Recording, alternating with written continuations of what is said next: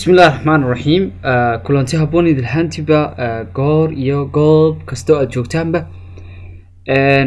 maanta waxaynu qaadan doonaa wax ku saabsan antifungal drugska ama dawooyinka ka hortaga fungalka ama fungaiga marka dawooyinkani waa dawooyin inta badan aynu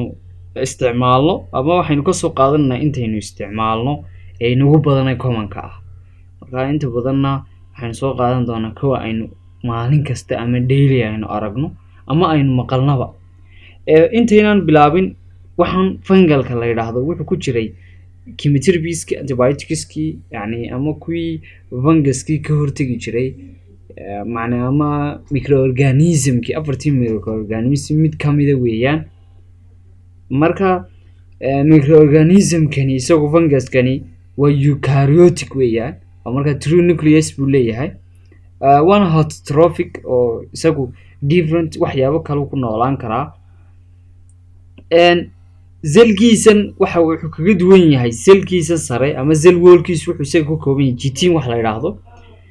chitin buu ka kooban yahay kuwa kalena ma laha tusaale bacteria ka bacteria iyo waxay leedahay laakiin kan wuxuu leeyahay chitin cell membrane-kiisu isagu erextol wax la yiraahdo arkestrol wax la yiraahdo ka kooban yahay xagga human cell-ku ay ka kooban yihiin cholesterol iyo waxyaabahaas marka inta badan wuxuu keenaa wax la yiraahdo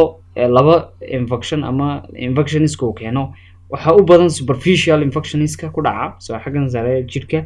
iyo systemic ku dhiig raaca ama systemic dhiig yani waxyaabaha infectionska dhiig raaca superficialka waxa kamid ah candidiasiski oo soo candidiasisku labada qaybood buu kala inta badan candidiasiska intaas waxaad ku arkaysaa vaginaha oo kale meelahan carabka oo kale cabeebka waxa jira dermatophthisiska yani in dermiska oo kale inuu infectionis ku yeesho systemiga isaga waxa kamid ah candidiasiska kamid ah cryptococcus kamid oo ahaa inta badan waxay u badan yihiin qaar aborigines bay u badan yihiin aspergillosis histoplasmosis kuwaas kamid ah systemiga marka la sheegayo marka waxa jira waa la kala qaybinayaa intaas oo qaybood baa loo kala qaybinayaa marka inta badan waxa lagu daweeyaa drugskan buu xagan slideska aynu soo noqono sharaxada guud ee ka hor waxa loo isticmaalaa antifungal in lagu daweeyo marka magaciisa waxa la yiraahdaa antifungal drugska drugsku waa slowly marka la sheegayo xagga development-ga iyo horumarka yani waxa weeyaan very slow waxa oo la qaybiyaa marka waxa loo qaybinayaa intan qaybood waxa la yiraahdo polyins waxa ku jira labadan caan weeyaan dawada ugu horeysa amphotericin B baa la yiraahdaa amphotericin B oo inta badanna waa dawo PP yani brain barrier ka talowda ama maskaxda xubka maskaxda ka talowda inta badan waxa la yiraahdaa macrolides ka qaybta ka tirsan oo qayb ka tirsan nisotacin iyaduna waa la mid oo waxa ku jirta polyins ku jirta amines iyagu waa groupkan inta badanna way ku yar yihiin laakiin waynu aragnaa terbinafine iyo butenafine baa kamid ah labadan dawo isagana ku jira caspofin iyagu waxay ku jirtaa grisevolvin inta badan waxa ciyaalka inuu isticmaalo marka inta badan deniasiska inuu isticmaalo ama teenyada qofka inta badan ciyaalka marka la sheegayo marka waxa jira ciyaalka inta badan package baa la eegaa 5 ilaa 15 mg inkastoo la tago ilaalo 0.5 mg meelahaas la isticmaalo adultiga qaybta afraad ee soo qaybina antifungalska waxa kamid ah ozoliska qaybta la yiraahdo ozolisku isagu waxa uu qaybsamayaan laba qaybood qayb la yiraahdo imidazole iyo triazole marka labada qayboodna waa wax ku sii kala jira duwooyin badan mechanizole iyada waa inta badan waxaan ku arkay iyada creams iyadoo ah vaginal creams cletramazole iyaduna jirta ketoconazole iyaduna way jirtaa intan boo saddexda ugu caansan baan soo qaatay Triazolka waxaa ka mid ah fluconazole oo iyaduna caana iyo itraconazole oo iyaduna caana. Marka azoliska waxaa ku jirta intaasoo dawo, 5 dawo ugu caansan oo inta badan dalkeena laga helaa. waxyaabaha loo isticmaalo inta badan waxaa loo isticmaalaa systemic mycosis. Mycosis waxaa la yidhahdaa infection kasta uu sababo maxay fungusku. Marka systemic mycosis waa ku jirka all the body gaadhayay systemic dhiigga raacay. Cutaneous mycosis cutaneouska marka subcutaneous superficial conic cutaneous ka qaybin jirnay. Cutaneous mycosis iyo subcutaneous mycosis iyo superficial mycosis intaaba waa lagu daweynayaa oo marka infectionski skinska qaybihiisa la qabyada skinska ku dhacay iyo baruurtaba intaaba waan ku daweynayaa. Drugska iyagu marka lagu noo soo qaatay marka drugsku inoo yar fududeynaya. Marka sidan u soo qaatay waxaan doonayaa inaan ku kala saaro category pregnancy-ga oo category X iyo category B intan oo dhan dhamaantood waa category C waa category Caucasian bay ku jiraan ama in qofka laga taxadiro marka qofka uurka leh ama gabadha uurka leh gabadha uurka leh ujeeda marka la siinayo in laga taxadira. Marka waxaa ka mid ah mid ka mid ah ayuunba category X waana siinay. Marka Grazivulin baan la siinayn qofka gabadha uurka leh inta kale laakiin waa laga taxadiraya haddii loo baahdo. Catagnazole iyo meconazole iyo traconazole ama itraconazole, nystatin, fluticasone iyo iyo Grazivulin. Marka gebi waa category Z marka laga reebo Grazivulin intaasunba ayuu fahmay insha Allah. Categoriesku waa qofka lama siin karo. Do not give this drug. Mechanism of action ku kala duwan yihiin. Marka mechanism of action isagoo kooban oo ka saban baan soo qaatay laakiin muuqaal ahaan waan ku daawan karnaa sidoo kalena waxaynu ku arki karnaa isagoo sidan ka faahfaahsan. Azoliskan soo qaadan waxay xidhayaan ergosterolka samaysmayso marka lenesterolka ay ka imanayso. Buliniska waxay dhacaysa in xagga sare ku dhagaan ergosterolka deedna waxay samaysamayaan gudad holol. Generaliskaas waxay sameeyaan potassium dibadda u baxdo deedna zilki saas ku dhinto. Reer Kaspovin iyagu waxay xidhayaan in beta glucan ay samaysmo deedna waxaa dhacaysa meesha inay activationkii uu meesha ka baxo fungusku. Iminkana aynu bal laakiin intayn bal aynu isla fahan 4 qaybood siday u kala xidhayaan. Polyanisku waxay xidhaan esteriolyskuna waa kii u muhiimka ahaa maxay waa kii u muhiimka ahaa in cell membrane-kayga uu leeyahay esteriolisku. Marka muhiim buu ahaa cell wall-ka ama cell membrane-ka uu leeyahay fungusku. Marka kaasun bay binding ku sameynaysaa ama ay xidhaysaa ama ay ku dhagaysaa. Yadna halkaa waxaa ka dhacaysa caqabada ku dhacaysa in fungusku markaa sii socdo noolaanshihiisu. Fluticasone waxay faragelaysaa DNA synthesis-ka samaysanka uu DNA samaysanayo fungusku ayay faragelaysaa ama wax ka bedeshaa taasoo hogaamisa inuu funguska selkiisu dhinto. Marka qaybta kale ozoliskuna iyagu waxay xidhaan productionka la soo saarayo ergosterolkuna waa kii muhiimka ah cell membrane-kii taasoo hogaamisa leakage potassiumka inay ku dhaco ama inuu linkage inuu waxa la yidhahdaa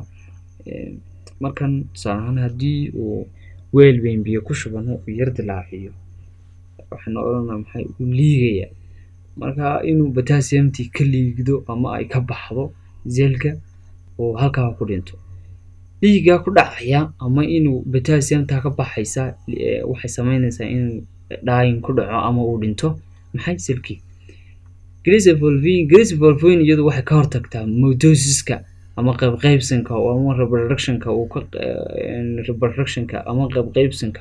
uu soo saari lahaa ama fungusku uu soo saari lahaa mid kale u eg ama mid kale qayb la mid ah. Marka wuxuu binding ku sameynayaa microtubes-kii markaa ka qayb qaadanayay reproduction. Marka hadduu eukaryotic yahay eukaryotic wuxuu la mid yahay wuxuu la mid yahay marka hadda biniaadanku siduu uqa qaybsamaya marka preventive mitosisku ka hortagaya ama habkii mitosiska mutationka ku sameynaya marka waa intaa haddii isla fahanay in badan ayaynu kasii fahmi karnaa haddii aad baadho marka maanta intaasaynu inagu ku joojinaa kasab ahaanaynu ku qaadanaynaa waxa ezioliska iyo veloctosisku boloinisku ay qabtaan iyo crisvolvinkuba attributesiska loo isticmaalo ama waxa loo isticmaalayo ama indicationka waxaa kamid ah vangalka in loo isticmaalo gandiasiska in la isticmaalo septicemia-da in loo isticmaalo iyo wixii kuwii hore aynu soo sheegnayba side effectigay leeyihiin qofku inuu NFD yeesho nausea vomiting iyo diarrhea inuu qofku madax xanuun yeesho alopecia inuu qofku timuhu ka daatan ama bidar yeesho leukopenia leukocytesku inay yaraadaan potassium loss yani inuu qofku potassiumdiisu ay laga waayo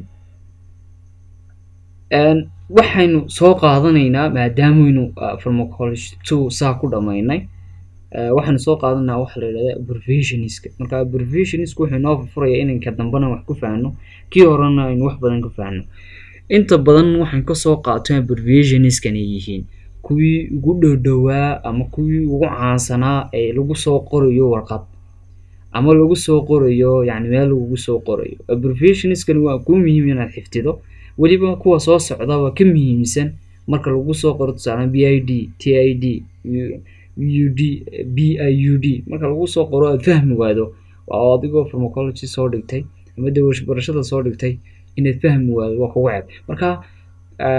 yani inaad garan waado dhamaantood marka mid waxa laga yaabaa inay koo siibato laakiin waxa muhiim ah intan waa intii pharmacology lagu isticmaalayay tusaalahan haddii TIP lagu soo qoro tablet weeye cap haddii lagu soo qoro capsule weeye shayr haddii lagu SYR lagu soo qoro shayr zal haddii lagu soo qoro solution suspension haddii lagu soo qoro waa ZSB haddii lagu soo qoro suspension sub haddii lagu soo qoro subster yani subster gaaniga MB haddii lagu soo qoro MBUS weeye OINT haddii lagu soo qoro ointment weeye BAG haddii lagu soo qoro vaginal weeye back haddii lagu packet yani bariatric BID bariatric IND haddii lagu qoro waa indication IR haddii lagu qoro adverse reaction ama unwanted effect AD haddii lagu soo qoro waa allergy haddii AD kaliya lagu soo qoro in dawo lagu raaco ADT-ga waxa weeyaan inta waa inaad iska fahmaan in alla tilaaso marka waa standard oo waxa la isla wada yaqaano INF haddii lagu soo qoro infusion weeyaan TTT haddii lagu qoro treatment marka 3 T baa la soo qaatay NB haddii lagu qoro node pain baa oranaysa RX na take waa caantan RX haddii lagu soo qoro take qaado weeyaan waxa jira oo kale wax la yiraahdo PO oo loo qaadnay bay oran marka intan taxadir insha Allah intan xiftiya inta ugu badan weeyaan intan xiftiya hadaad wax ka xifdisantay inta kalena xifti BO haddii lagu soo qoro bay oral weeyaan afka qofka laga siinayo BO inta hadii lagu dhado cletramazole haddii lagu soo qoro BO waa bay oral ING haddii lagu soo qoro waa injection ID intradermal weeyaan intradermal يعني qofka tirado injection ka si intradermal inta sida insulinta subcutaneous waxa loo soo SC IM intramuscular IV intravenous inaad vinga ka siiso IN intraarticular in archowdi ka siiso SL na waa sublingual in carabka hoostiisa SS without waxba AZ na waa before meal in cuntada ka horeysiiso BZ na waa after meal in cuntada ka dambaysiiso QD honest way waa mar stat yani waa honest isaguna PID na 2 times TID na 3 times QID na waa 4 times a day maalintii baad siinaysaa 4 times marka intan ugu badantay QD QID TID PID iyo stat intan wacan iyo BRN inta badan waxa la yiraahdaa dawooyinka antipainka BRN lagu soo qoray asanir marka uu qofku u qaraaday oo kala ayaa lagu soo qoray GT iyadana waxa weeyaan drugs qofka in ku siiso oral way nagu soo noqotay injection yani way nagu soo noqotay intradermal kana ka siiso subcutaneous kana ka siiso intramuscular kana ka siiso intravenous qofka ka siiso intraarticular qofka ka siiso intrathecal in qofka aad ka siiso yani dhabarka dawada inaad yani ama lagu qoro IT haddii lagu soo qoro IT test ama IT yani IT injection haddii lagu dhaho in dhabarka ya macnaha laftan isbaynalka marta inaad qofka ka siiso marka SL na waa sublingual macrifkoodis SS na waa without marka halkaas in ku joojina hadduu rabbi ogolaado waa inoo pharmacology insha Allah tacaala iyo bilowgeena insha Allah xalqadeena 21aad hadduu rabbi ogolaado